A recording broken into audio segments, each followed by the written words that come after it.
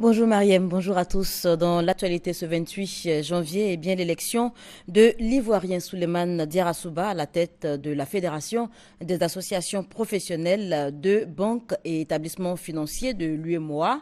Élu pour 2 ans, il devra travailler à l'amélioration du taux de bancarisation de l'Afrique de l'Ouest. Ce sont en tout cas les recommandations du Premier ministre Daniel Kablan-Duncan qui présidait donc hier la cérémonie d'ouverture des assises de la dite fédération. On en parle avec Noël Niagnou. Ces dames et ces messieurs sont des banquiers. Ils sont ressortissants des États de l'UEMOA, Union économique et monétaire ouest-africaine. Depuis septembre 1995, leurs aînés ont jeté à Cotonou, au Bénin, les bases de la Fédération des associations professionnelles des banques et établissements financiers de l'UEMOA. Ils ont pris la relève et veulent impulser à la Fédération une nouvelle dynamique en rapport avec l'embellie économique dans l'UEMOA. Une croissance du produit intérieur brut de l'ordre de 6%. Quels sont les acquis de la Fédération dans cette situation? La baisse du taux d'usure depuis janvier 2014, la mise en œuvre depuis le 1er octobre 2014 des services bancaires à offrir à titre gratuit, l'adoption d'un canevas harmonisé des produits et services bancaires pour l'ensemble des établissements de crédit, la réalisation d'une étude pour la détermination des modes de calcul harmonisés du meilleur taux débiteur des établissements de crédit. Des acquis certes, mais beaucoup reste à faire, a indiqué le nouvel élu à la présidence de la Fédération pour 2 ans, l'Ivoirien Souleymane Diarra-Souba, président de la PBF Côte d'Ivoire. Les défis à relever sont de plusieurs ordres. Il s'agit notamment du financement des PME et de l'amélioration du taux de bancarisation. Or, une recherche de solutions pour le financement de nos économies, n'incluant pas la prise en compte du développement de la bancarisation, ne saurait être efficace. Tout l'enjeu de nos échanges au cours de ce Conseil fédéral sera de jeter à l'échelle de l'espace UEMOA les bases objectives des solutions concrètes pour une amélioration du niveau de financement du secteur privé. Une des pistes de solutions pour améliorer ce taux, la communication des produits financiers. Que les banques soient plus attractives, d'abord au niveau des locaux d'accueil, que les banques soient plus attractives au niveau des conditions de rémunération de l'épargne qui leur sont proposées, avec une diversification des produits financiers qui sont donc proposés aux uns aux autres, un peu plus de publicité. Daniel Kablan-Duncan s'est par ailleurs réjoui de la tenue de cette rencontre sur le bord de la Guinée-Blié. Il a souligné la disponibilité du gouvernement ivoirien à accompagner la Fédération pour la réalisation de ses objectifs. Une nouvelle gare internationale bientôt à Abidjan. Elle aura pour site l'ancienne casse d'Adjamé. Eh bien, le maire de la commune qui a annoncé hier le démarrage des travaux de construction pour demain jeudi prie toutes les personnes encore présentes sur ce site de libérer les lieux. C'était hier au cours donc d'une conférence de presse suivie pour vous par Guy Roger Nguessan et Hugues Hervé-Blé. Le projet de construction de la nouvelle gare routière interurbaine et internationale d'Abidjan entre dans sa phase active. Les travaux de démarrage sont prévus pour ce jeudi 29 janvier 2015. Site retenu pour cette gare moderne, l'ancienne casse d'Adjamé. Problème, l'espace est encore occupé par des artisans ferrailleurs, malgré les kits de relocalisation remis par le gouvernement aux différents occupants. Le ministère des Transports et la mairie d'Adjamé demandent donc la libération du site. Vous savez que des lettres d'attribution avaient été attribuées à des propriétaires terriens comme habitants de la commune. Ces lettres d'attribution ayant été annulées par le ministère de la Construction, de l'Urbanisme, les travaux de la nouvelle gare internationale d'Abidjan vont commencer. Tous ceux qui sont sur le site, nous leur demandons de les libérer. Population travaillant sur le site, nous vous demandons de mettre tout en œuvre pour que tout se passe dans la paix. Les artisans ferrailleurs ont jusqu'à mercredi 28 janvier à minuit pour quitter l'espace et éviter ainsi une opération de déguerpissement forcé.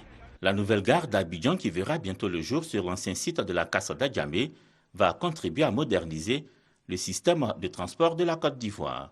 Elle pourra accueillir 50 000 voyageurs par jour, soit près de 25 millions par an. Coût du projet, environ 47 milliards de francs CFA. Le milieu hospitalier est bien souvent source de maladies. Vous y entrez sain, vous pouvez en sortir malade, infecté. Et bien pour réduire les risques de ces infections dites nosocomiales, des journées nationales d'hygiène hospitalière sont lancées depuis hier. On en sait plus avec Grace Kando. Les infections nosocomiales sont des infections contractées dans les hôpitaux dues au comportement des praticiens et des patients. En Côte d'Ivoire, la prévalence des infections nosocomiales varie entre 9 et 12% et la production des déchets sanitaires est estimée à plus de 4000 tonnes par an, ce qui fait courir un risque sanitaire et environnemental aux populations.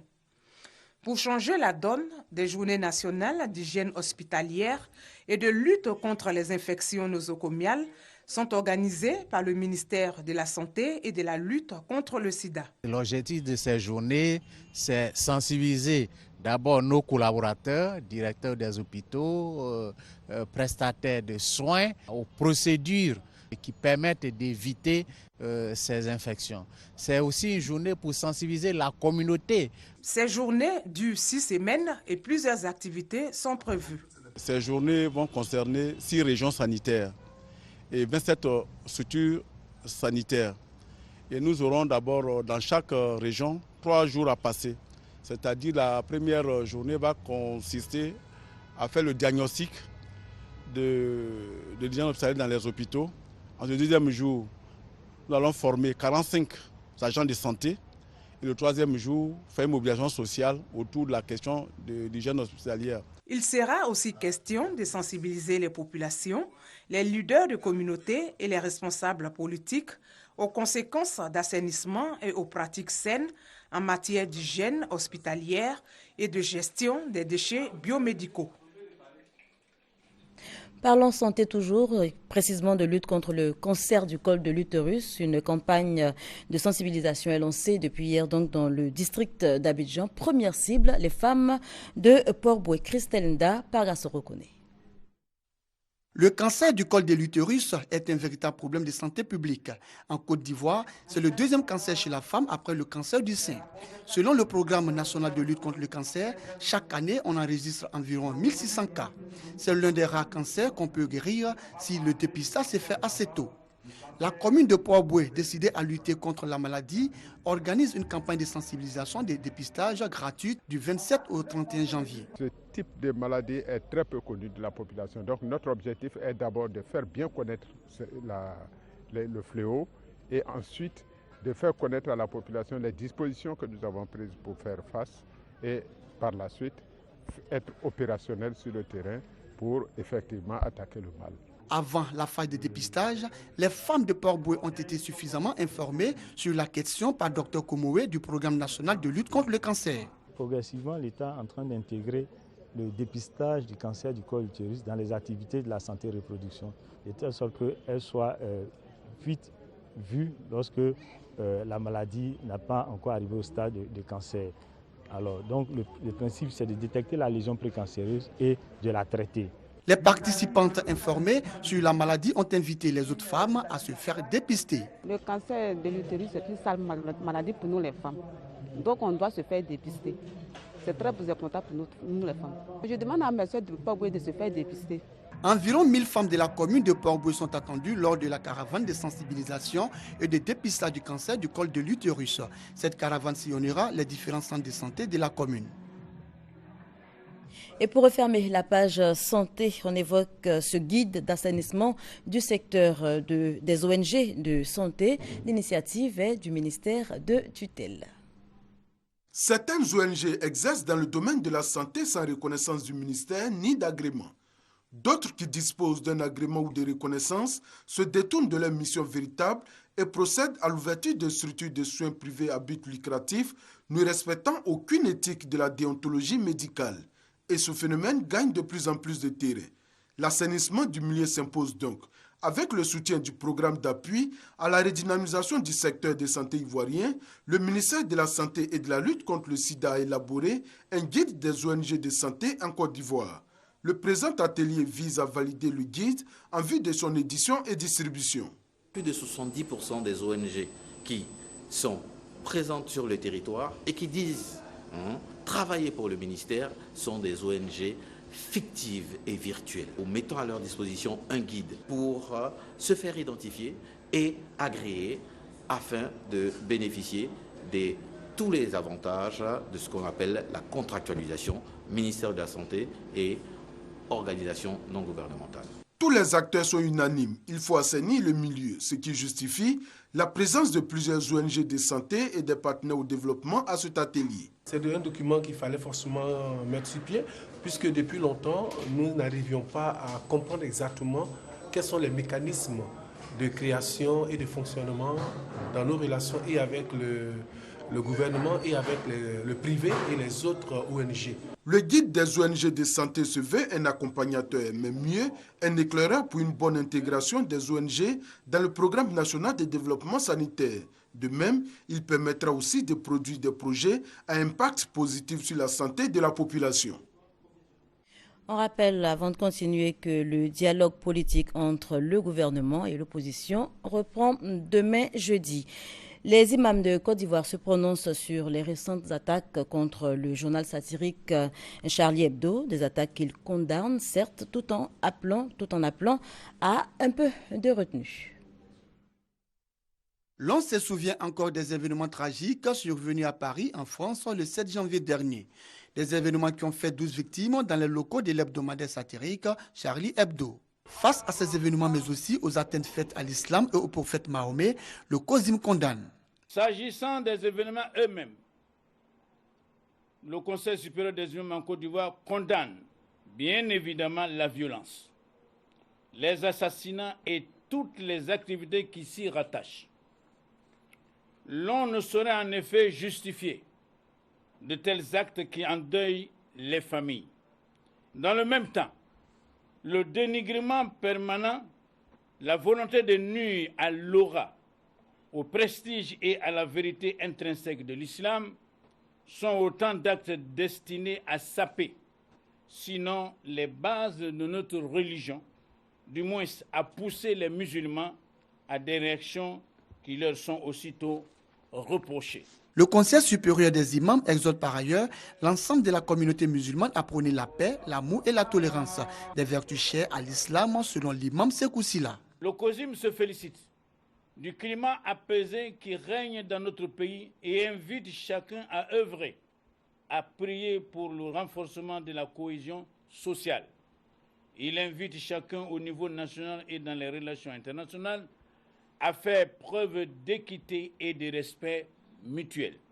Le Conseil supérieur des imams en Côte d'Ivoire réitère son appel à la patience, à l'esprit de tolérance.